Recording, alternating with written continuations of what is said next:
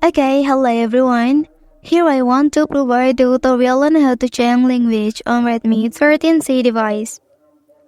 Okay, let's go to the tutorial.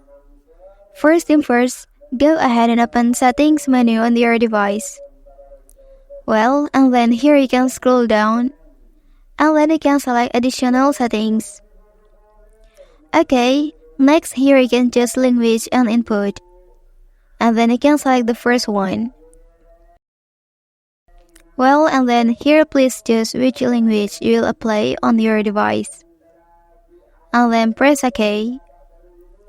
Okay, and then the language on your device is successfully changed.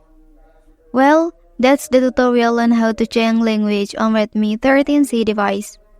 If you are helped by this video, don't forget to like and subscribe to get other information from this channel. Thank you.